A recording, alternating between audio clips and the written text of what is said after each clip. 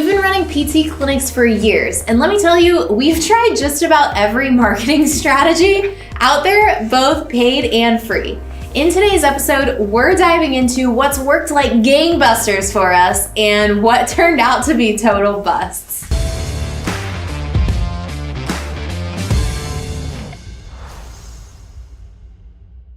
So yeah, the types of marketing we've tried.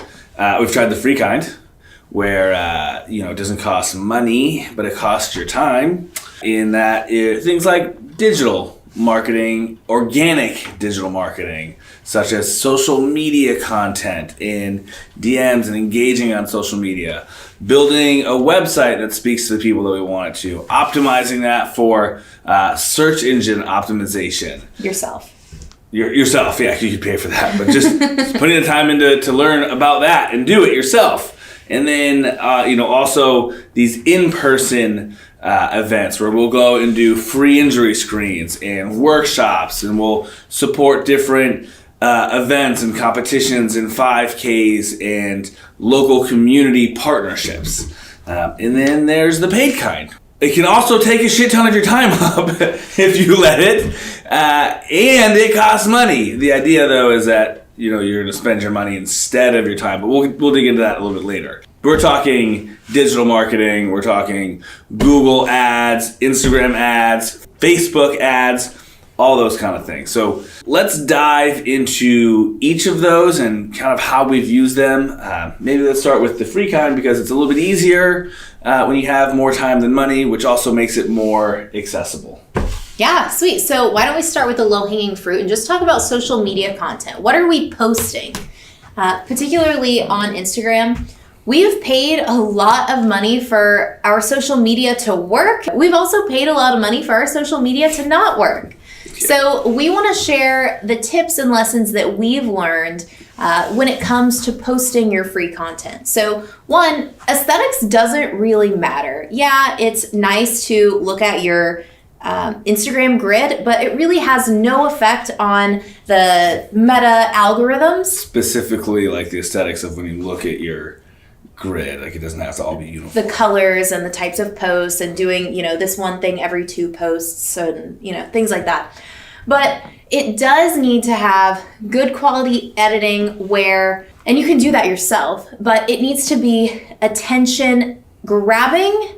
Social media is about hooking and retaining attention. So you have to hook, retain, reward, and the reward that person is receiving when they're watching your thing all the way to the end is what originally hooked them. That was their interest. So you want to make sure that you're actually addressing what you say you're going to address and make sure that it's good. If my video is too boring for even me to watch when I'm scrolling through Instagram, a stranger is certainly not going to sit there and waste their time on it. We also know that for us, filming in bulk is a lot easier and a lot less time consuming overall. We get it all done in one sitting instead of every week trying to get some of it done. There's certain situations where maybe you can film a really quick thing if you have something on your mind, but it's a lot easier throughout the month to manage your time if you block a few hours out. Next, you want to make sure that all of your social media content is giving free, helpful information consistently to a specific audience. So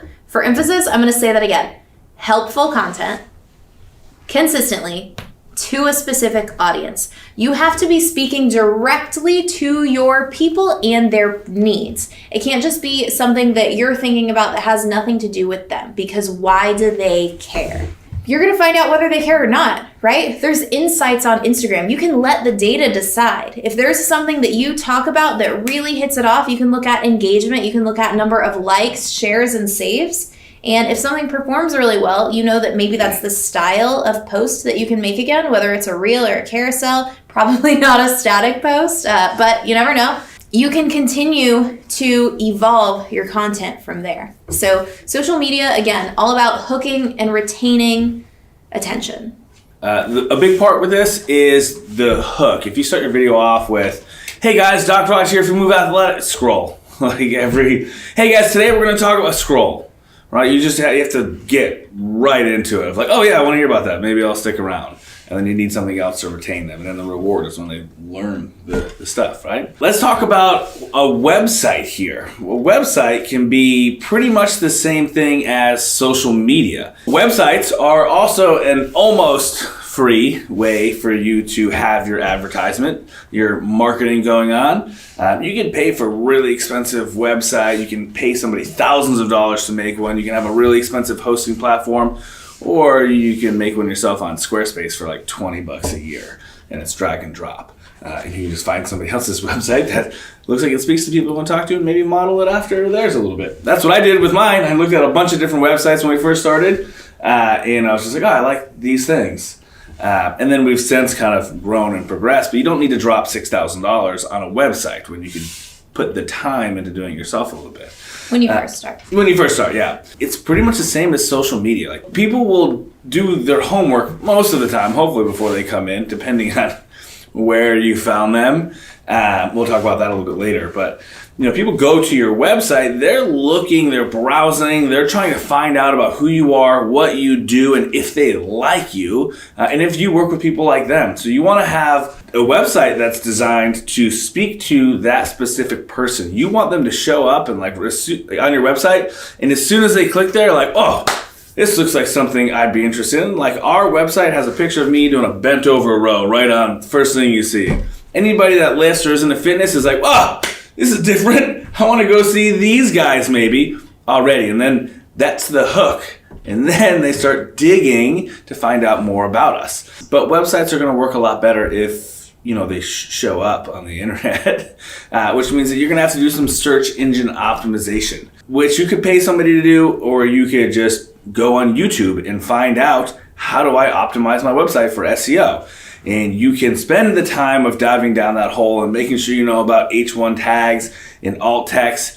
And really, in the short of it, is you want your website to have your geographic location on there and populate for certain keywords that people are going to be searching for, that you want to show up for. Like, for us, we're in West Springfield, so maybe we want people to to show up when they say West, or when they're searching West Springfield physical therapy. So that has to be written all over the place on many different places, many different pages, to make Google or the search engines index us to pop up when people are looking for us. You can go super deep on this stuff. There's tons of free information on YouTube, and I highly recommend you spend some time learning about it. The other option is, when you have more money, you pay somebody to go back and check it all and improve anything that you've missed. But again, that can be, kind of costly. And when you've got more time than money, you can really become an expert in anything on YouTube. And skills like that are going to be something that you can then continue to leverage long term. So totally worth putting a little bit of time into that. Up next, we have another free kind of marketing that is in-person events, and this is the free injury screen. So we do these at local gyms that we've set up with in advance, and it's basically an opportunity for people to sign up for a 15-minute screen with us where it's one-on-one, and they can come in and tell us what they're dealing with, and we can give them our opinion and then basically tell them that they need to come in and see us if it's appropriate. So, fun fact, we actually used to have these, but they were called Meet the Doc events. And we had really poor turnouts, now looking back, because there was no context. What's a Meet the Doc event? I'm gonna meet the doc. So it gave no context around what it was or why people would want it, whereas free injury screen sounds like what it actually is. So we brought it back after we heard somebody was doing it really well, and it's been going really well for us ever since we re-implemented it under the new name. So what we do is we'll schedule these out more than 4 weeks in advance, and then at least around 2 weeks prior to the event, we actually go drop off a big banner that shows, hey, we're gonna be here on this date at this time, and there's a QR code where people can sign up. That makes sure that people are familiar with the fact that we're even gonna be there, and they can put it into their calendars before things are too crazy booked. The thing about free injury screens is it really builds rapport with people in that gym, or the people that are signing up to do that screen with you. They've raised their hand and said, I have this problem, I don't know how to fix it, and I think you might be able to help. So we just show up, we do our PT thing, we make it make sense, and then we offer, if they want to fix it, they can come in and work with us. The benefit of free injury screens is this is really easy for PTs to do because we're just there doing PT. And so it's not a lot of training if there's staff therapists or anybody going out, because you're just asking them to go do their job in another building. Yeah, quickly, because they're only 15-minute blocks. Yeah. So it's like very shortcut. Another free marketing event that we would do, that Caitlin's done with her practice in Texas, that I've done in the early days of Move, that we've done together here. We still do occasionally here at Move, are workshops.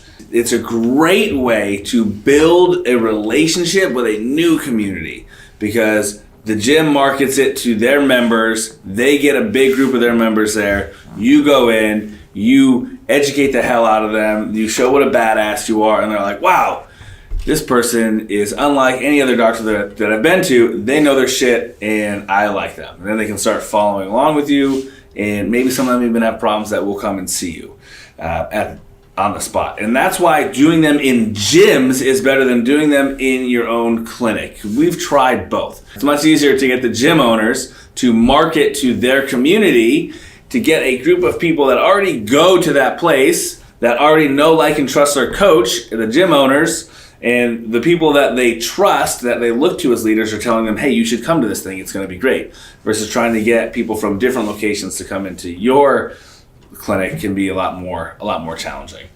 We actually did a bunch of in-house workshops that started off decent, and then the attendance slowly dropped off over time. And then even workshop attendance in general for us over the last year or so, mind you, we've been in business here doing workshops in the area since 2019, has dropped off in the last year. And that's another challenge over time, is getting the gym owners to actively promote these things and make sure that there's attendance that comes. And there's a couple of different ways that you could do it. You could do free workshops, you could do paid workshops, you can do it where the gym charges money for people to come and you guys split it, or you can charge the gym a fee, a flat fee, and then they can sell however money they want at whatever price they want and keep any profits. We primarily just do them for free. And even when we did charge for them, we'd be like, hey, charge us $10 and you guys can keep the money. Because for us, it's not about making money from the event. It's about building the trust and the rapport with their community.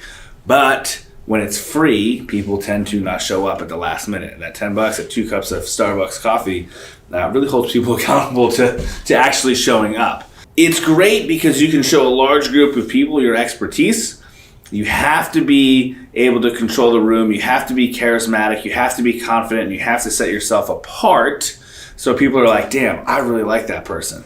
Because it's much harder to build one-on-one rapport and bring people in, because you're not one-on-one. You're one-to-many, which again has pros and cons, right? You get to be in front of a larger group of people, but you don't have that one-on-one time. And those people that are coming to that workshop don't necessarily have a problem that they want to be solved. They're just there to learn. Versus the injury screens, everybody there, 100% of people that come to an injury screen have a problem they want help with. These can still work. They still work for other clinics and a bunch of other PTs that we know. And, anytime that we're building a newer relationship or maybe rekindling an older relationship, like if the gym wants one, we'll do a workshop there. We make sure that we give them guidance on exactly how to market it and set it up, and we check in with them about attendance and what they're doing. If they sent emails, and we'll make flyers to give to them, so we take it off their plate. But we really aren't proactive in setting these up as a primary marketing strategy anymore, which is still kind of cool, because we still get people that call us that came to a workshop 2 years ago, 3 years ago, and they're like, hey, yeah, you guys came to my gym like a couple years ago and did this workshop. Now I'm having a problem and I want to come see you. So it is helpful in the very beginning stages to really get your brand known, your message known, and there is definitely a trickle effect of people coming in afterwards as well. Also, pro tip, if you do workshops, teaching them gets you really good at public speaking quickly. So I actually got better talking to strangers and putting myself in unfamiliar or uncomfortable for me situations because of workshops when I started my practice. So the first few that I taught were a bust. I fumbled over my words. I didn't speak very well. I got the point across, but after I had a few hiccups under my belt, I did better at practicing beforehand when I needed to. I put on my big girl pants and I learned how to run a room.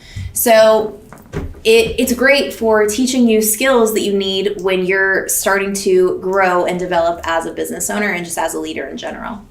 Yeah, I mean, piggyback on that, like pro tip number 2, because these workshops are one-to-many and you can get a group of 20 to 30 people there, it's much easier to grow an audience, to grow a reputation in a community at a faster rate. And you can collect everybody's emails when they come, and then you can market to them directly via email. You can have a call to action to get them to follow you on Instagram and get more followers in the social realm. You can take your group photo, use it as social proof, tag people in it, and then post it on your story or on your Instagram feed, and they'll actually share it out, and that gets you in front of a bigger audience. And yeah, I mean, we did both of those kinds of things early on, all the time. Yeah. So another in-person type of event is events. 5Ks. Give me all the 5Ks. I actually love these events. They're quick. They don't take a ton of time. You generally get to go run because everybody's running. There's not going to be anybody at your tent. And they're very similar to free injury screens. So you just get to be a PT and tell people how you can help them. You also need to find a way to draw attention. There's this weird thing at big events where there's crowds and there's vendors where people will intentionally avoid eye contact with you, or they'll like start walking quickly and hide. And so it's up to you. You have to be forthcoming and really like grab people's attention, whether it's with something like a raffle or a challenge. Roger and I bring a pull-up bar everywhere we go to events like that, or just simply getting outside of your tent, getting in front of your table and out of your comfort zone and getting in there and saying, hey, how are you? Do you have anything that bothers you? Maybe not something quite so weird, but it's pulling people in and saying something that's attention grabbing. Just like we talked about in social media, have a hook. Bring them in, retain them, and reward them by letting them know that you can help solve their problems. So I digress. So the other benefits of the 5Ks are they're one-to-many. So again, you get to grow your reputation, and you're also at an active event. So people are active and they generally want to stay active. So that makes them motivated to stay healthy and out of pain. And again, you get to get a workout in because generally the people that are setting up the race will let you run for free. Now, other types of events are the competition kind. So maybe that's a CrossFit competition. Those are really the only competitions that I've done. But I say yes to less of these because they generally take a lot more time. These are full days. When I've done CrossFit competitions, it's more than just one full day. Sometimes it's upwards of 2 to 3. So it's a lot more time consuming, but the benefits are you get to be in a really fun atmosphere. Generally, you get a lot of exposure to the specific niche. So if that's an area that you really enjoy being in, it helps to build credibility and authority within that space for you. The upside of that is not many businesses, not many people are willing to do that because it does take so much time and effort and energy. And so you're probably going to be the only PT provider. I've only been to a couple of events where there's been myself and one other PT or rehab chiro, and it really wasn't a big deal, and everybody plays really nice. So there's a lot of people at those events, so having more than one clinician there is probably pretty good. The cons to these competitions are, again, they're exhausting. You could end up doing a lot of free work. So pro tip, make sure, especially at CrossFit competitions, in my experience, people just want the free body work. So put some sort of price tag on it, $10, $15 if you're going to be doing body work, or you can do free injury screens. I spent 3 days doing a CrossFit competition in Texas a couple of years in a row. And the first year, I didn't have a price on anything. I really just wanted to build my reputation, which was great. I worked on more than 80 people. My hands were fried by the end of it. I think I booked around 8 people that trickled in over the course of a few months, but that was a lot of work for me to be working 14 plus hour days and to just be working on people who just wanted the free work. So make sure that you're charging if you're going to be doing something to that extent. On the flip side of that, I've booked 8 people over 3 hours on free injury screens. Yeah. I guess some other upsides to competitions, things like that, is you can collect a lot of emails, right? And that could be a big goal of that's what you're looking to do, is get all of the emails of all of the types of people that are there, realizing that some people travel to come to these events and they're not all very local. If you have virtual services, great. We don't do a ton of virtual stuff, really. We don't offer virtual consults at all. It's just like current clients will have them. Maybe do 1 or 2 if they need to. Sidebar, you can collect a lot of emails, but you also need that thing to bring people over. Like, hey, give me your email to sign a waiver or whatever, and try how many pull-ups can you get, right? We're raffling off. It doesn't have to be anything big. A $50 Amazon gift card, $20 Starbucks gift card. Yeah. Like a t-shirt. Like, it really doesn't matter. To get your name on the board, the winner is going to get... Yeah. We did an event that had thousands of people, and we had a pull-up competition, and people came over and they'd be like, what do I win? And we'd say, your name on the board.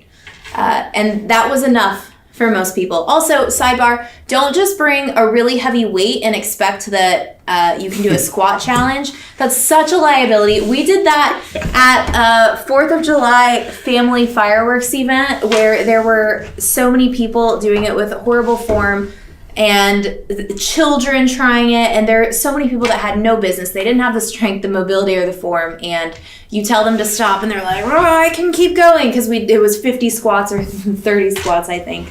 And that was bad. I was cringing the whole time. So do something that somebody's not going to get hurt and be mad at you. That's where we default to the pull-up bar, because either you can do it or you can't. That was terrible. People looked awful with that. Yeah. And sidebar. All right, so paid advertising, paid marketing. Looking at paid advertising, paid marketing. A great strategy is to use Google advertising, because when people are Googling their problems, they have problems they're actively looking to get solved. So they are in search mode, they're in learning mode, they're not like scrolling through and passively seeing an ad when they're not actively looking for a solution.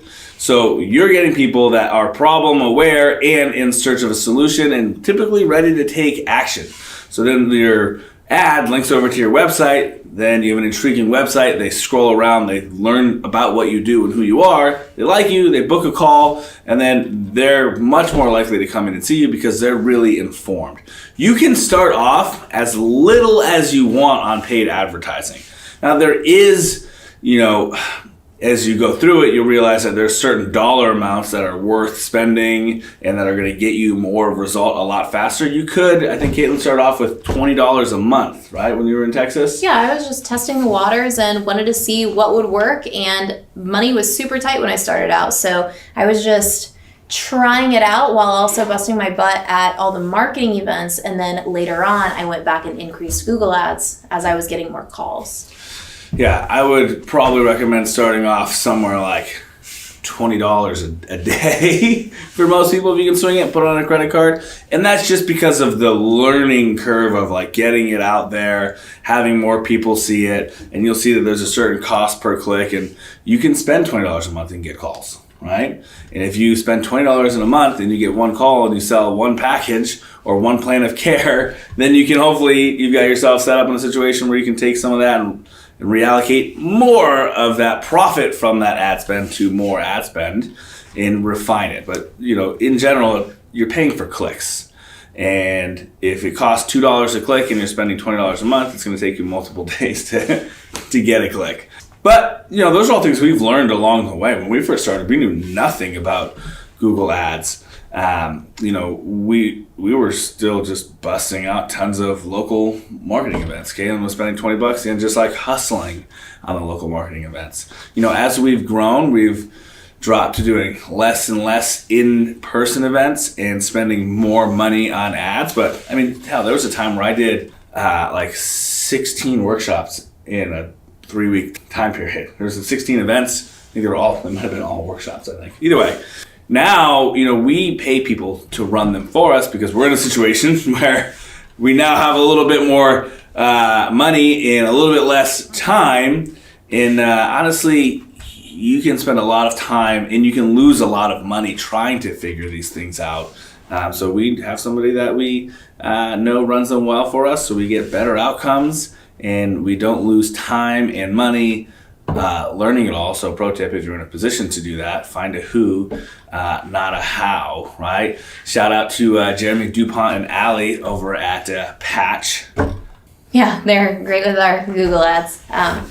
So going back to something that Roger said, if you reallocate money that you make from marketing and then put it back into your marketing efforts, that's not money lost. That's actually money well spent, because then it's going to continue flowing in when you get more of the leads and then conversions when people are coming in. Caveat, you need to make sure that you're tracking that. Like, that's what a lot of people miss on these when they're spending ads, is they're spending money and then they don't know who's coming from these ads, how many people are showing up to phone calls and showing up for evals and buying plans of care, and they're just like spending money. They don't know. So you've got to make sure that you're tracking it so you know that you're positive return on investment for the ads. Yeah, and then lastly, the other paid kind is Meta, Facebook ads, Instagram ads. And we've tried these. In the past, at the time, it just wasn't for us. It was a lot of people who wanted a fix and didn't want to put in the work, or just wanted a discount and then wanted to haggle on prices. And so we stopped doing those ads because we found that Google ads did better for us. But it's something that we can certainly dabble with again in the future. My hopes aren't completely cut out for those. I know a lot of people who have good success with Facebook ads. But the system that we have right now works well as far as marketing. So this is a pretty good overview of all the paid and free kinds, especially if you're just getting started and you're like, where do I even start? Yeah, absolutely. When it comes to the Facebook ads, the problem with those is that those people aren't actively looking for a solution to a problem. They're just scrolling and they're getting hit. And a way a lot of people do their Facebook ads is it's like a discounted evaluation, and then brings in the people who are looking for discounts. And then, we found is that we had like a 50% show up rate to phone calls. We would get how did you get my information? No, don't call me. Like, dude, you put your information in. Like, you put, is your name John Smith? Your phone number is 111-11111, and your email is 1234@gmail. Yeah, well, I have that because you put it in there. I'm like, I didn't do that. Take me off your list. Okay, John Smith. And then, we would have the low show up rate to evals, and then a low conversion to plans of care, because people just wanted like that one discounted session, and it makes no sense. So overall, it would be like from people that submitted their information to people that actually came in, ended up in doing a plan of care, ended up being like 20% or less of everybody there. And, there's ways to do it. These are just things that you have to be aware of. When you go and do a local marketing event, somebody comes in, like, they already know, like, and trust you. They spent time with you. They're going to come in, and they're a lot more likely to do a plan of care than somebody that just randomly found you scrolling on Instagram with a discounted ad. Yeah.